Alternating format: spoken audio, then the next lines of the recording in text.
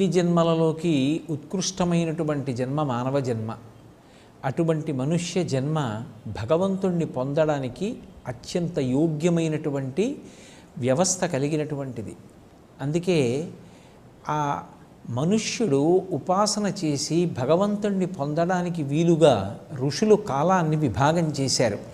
అలా విభాగం చేయబడినటువంటి కాలంలో రోజు, పక్షము, వారము, సంవత్సరము, ఆయనము, పగలు, రాత్రి, గంట, అరగంట, నిమిషము, యామము, ఇలా ఎన్నో విభాగాలు వచ్చాయి.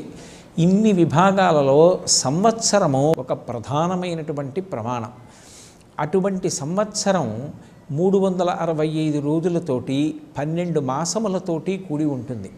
మనకి చైత్రమాసంలో శుక్లపక్షంలో వచ్చేటటువంటి మొట్టమొదటి తిథి అయినటువంటి పాడ్యమి నాడు కొత్త సంవత్సరం ప్రారంభం అవుతూ ఉంటుంది. మనం చాంద్రమానాన్ని అనుసరిస్తాం. 60 సంవత్సరములు.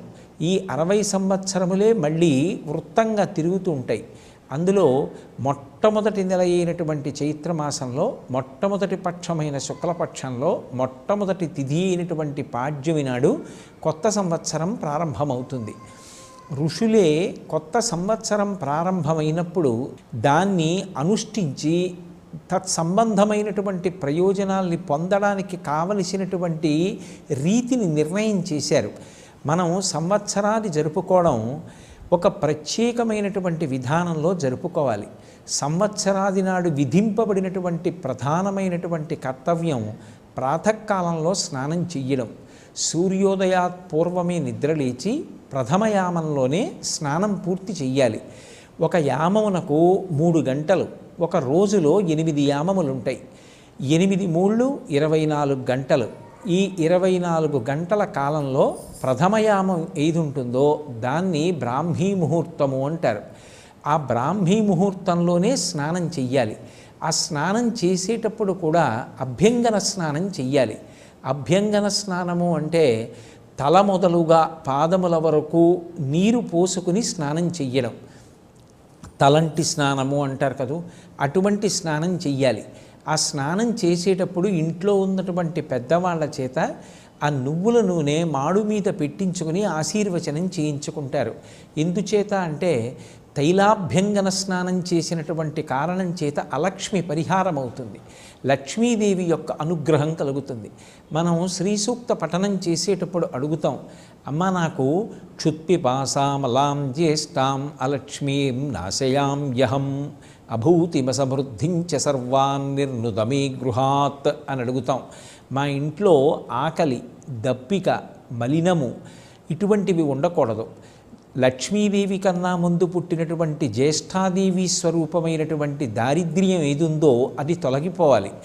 నేను పుత్రులతోటి, మిత్రులతోటి, సంపత్తితోటి, వాహనాలతోటి భోజనం చెయ్యాలని సంకల్పం చేసినప్పుడు కావలసినటువంటి పదార్థాలతోటి దాన్ని జీర్ణం చేసుకోగలిగినటువంటి ఆరోగ్య వ్యవస్థతోటి నేను సంతోషంగా ఉండాలి. అలా ఉండేటట్టుగా నన్ను అనుగ్రహించు అని మనం తెల్లవారి లేస్తే శ్రీ సూక్త మంత్రాలతో పరదేవతని అడుగుతూ ఉంటాం.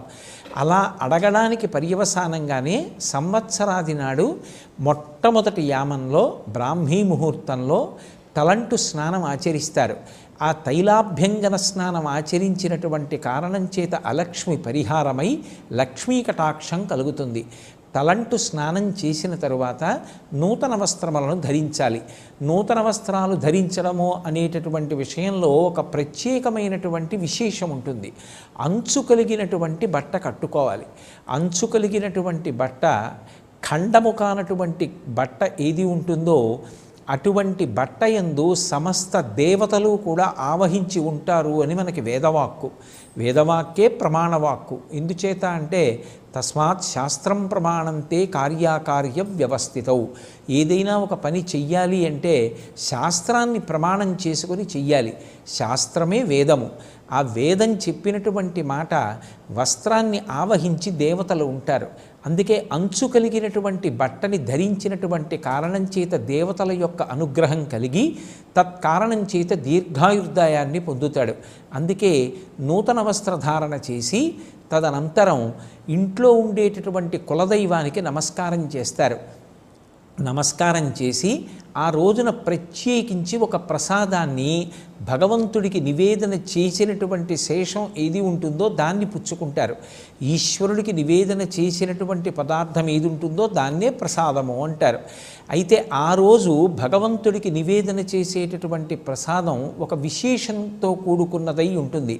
అది ఎలా తయారు చెయ్యాలి అన్నదాన్ని కూడా శాస్త్రమే మనకి చెప్పింది. తద్వర్షాదౌ నింబసుమం శర్కరాంలఘృతైర్యుతం భక్షితం పూర్వయామేస్య తద్వర్షం సౌఖ్యదాయకం అని. ఆ పదార్థాన్ని ఎలా తయారు చేయాలి అంటే యద్వర్షాదౌ నింబసుమం. నింబ అంటే వేప చెట్టు. వేప చెట్టుకి పూసినటువంటి పువ్వులు ప్రధానంగా ఆ పదార్థంలో ఉండాలి. ఆ వేప చెట్టుకి కొన్ని విశేషాలు ఉంటాయి. ఆరోగ్యాన్ని ఇవ్వగలిగినటువంటి చెట్టు ఏది అంటే వేప చెట్టు. అందుకే నింబవృక్షం గురించి వ్యాఖ్యానం చేస్తూ అమరకోశం ఒక మాట అంటుంది. వేప చెట్టుని ఆశ్రయించి ఉండడం, వేప చెట్టు కింద పడుకోవడం, వేప చెట్టు యొక్క గాలి పీల్చడం ఆరోగ్యానికి పరమకారణములై ఉంటాయి. అంత గొప్పది వేప చెట్టు. అది పరదేవత యొక్క అనుగ్రహం. అటువంటి వేప చెట్టు ఈ చైత్రమాసం వచ్చేటప్పటికి వసంత ఋతువు వస్తోంది అనేటప్పటికీ పువ్వు పూస్తుంది. ఆ పువ్వులో విశేషమైనటువంటి రోగనిరోధక శక్తి ఉంటుంది, ఆ క్రిమిసంహారక శక్తి ఉంటుంది. అటువంటి వేప పువ్వుని నీటిలో కలుపుతారు. తద్వర్షాదౌ నింబసుమం శర్కరాంలఘృతైర్యుతం. శర్కర అంటే ఇక్కడ బెల్లము అని అర్థం చేసుకోవాలి. బెల్లానికి ఒక్కదానికే నిలవదోషం లేదు. అందుకే భగవంతుడికి ఏదైనా పిండి పదార్థం తయారు చేసి నివేదన చేసినా లేదా పళ్ళు మొదలైనటువంటివి నివేదన చేసినా కూడా నివేదన చేసేటటువంటి సంభారంతో పాటుగా ఒక బెల్లంగడ్డ కూడా నివేదన చేస్తారు. బెల్లంగడ్డ మంగళద్రవ్యమే కాదు, దానికి నిలవదోషం కూడా ఉండదు. అది ఇంట్లో ఎంతకాలం నిలవ ఉన్నా అది నిలవ ఉన్న పదార్థంగా పరిగణనలోకి రాదు. అందుకే ఆ బెల్లంగడ్డ ఆ నీటిలో వేస్తారు. ఆ వేప పువ్వు వేసినటువంటి నీటిలో ఈ బెల్లంగడ్డ వేసి ఆమ్లఘృతైర్యుతం. ఆమ్ల అంటే చింతపండుతో కలిసినటువంటి పులుసు, చిక్కని పులుసు పదార్థంలా తయారు చేయబడినటువంటి దానిలో ఈ బెల్లం ముక్క నాని కరుగుతాయి. వేప పువ్వు యొక్క సారము దిగి వేప పువ్వు పైన తేలుతూ ఉంటుంది. అందులో ఘృతైర్యుతం, ఆవు నీతిని కలపాలి. లోకంలో మూడింటిని అమృతంతో సమానంగా చెప్తారు. ఘృతం పిబీత్ అంటుంది, అందుకే వేదం. ఆవు నెయ్యి అమృతంతో సమానం. 2 మంచినీళ్ళు, మంచినీళ్ళు అమృతంతో సమానం. అందుకే ప్రాణోత్క్రమణమైనప్పుడు స్పృహ తప్పిపోతే వెంటనే నీళ్లు తెచ్చి ముఖం మీద చిలకరిస్తారు. ఆ నీళ్లు ముఖం మీద పడగానే తమ తమ స్థానముల నుండి ఉద్గతమైనటువంటి ప్రాణములు కూడా వెనక్కి వస్తాయి. అలా అమృతంతో సమానమైనది ఏది అంటే నీరు, అమృతంతో సమానమైనది ఏది అంటే ఆవు నెయ్యి, అమృతంతో సమానం అమృతమే. కాబట్టి ఈ 3 అమృతములే అని చెప్పబడతాయి. అటువంటి ఆవు నీతిని కలపాలి. ఈ పదార్థములను ప్రధానంగా కలుపుతారు. లోకంలో ఏ చెట్టుకి కూడా భగవంతుని యొక్క పేరు లేదు, కానీ ఒక్క మామిడి చెట్టు యొక్క పేరు మాత్రము రసాలము అంటారు సంస్కృతంలో. భగవంతుడికి పేరు రసోవై సహా. భగవంతుని పేరు కలిగినటువంటి చెట్టు మామిడి చెట్టు. పైగా దాని ఆకులు ప్రతి మంగళకార్యమునందు వినియోగపడతాయి. విశేషించి దానిని ఊరుగాయగా నిలవ ఉంచుకుని కూడా తింటూ ఉంటారు. కారణం దాని యందు అంత ఓషధీ శక్తి ఉండడమే. అంత గొప్పదైనటువంటి మామిడి ముక్కలు కూడా కలుపుకోవడం అనేటటువంటిది సంప్రదాయంలో అలవాటుగా ఉంది. ఈ పదార్థాన్ని భగవంతుడికి నివేదన చేసి ఎప్పుడు తినాలి ఈ పదార్థము అంటే మొట్టమొదటి యామంలో తినాలి. అంటే తెల్లవారుజాము కాలంలోనే ఇది ఈశ్వరుడికి నివేదన చేసి ప్రసాదంగా పుచ్చుకోవాలి.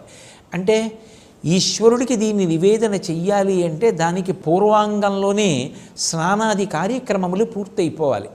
అలా యద్వర్షాదౌ నింబసుమం శర్కరాంలఘృతైర్యుతం ఆ పదార్థాన్ని ఎవరైతే పుచ్చుకుంటున్నారో, ఈశ్వర ప్రసాదంగా స్వీకరిస్తున్నారో అటువంటి వాళ్ళకి తద్వర్షం సౌఖ్యదాయకం. ఆ ప్రసాదమే ఈశ్వరుడి యొక్క అనుగ్రహం కనుక ఆ ప్రసాదము ఆ సంవత్సర కాలమంతా కూడా ఆ వ్యక్తి ప్రశాంతమైనటువంటి స్థితిలో జీవించడానికి కావలసినటువంటి వ్యవస్థని మనకి అందిస్తుంది.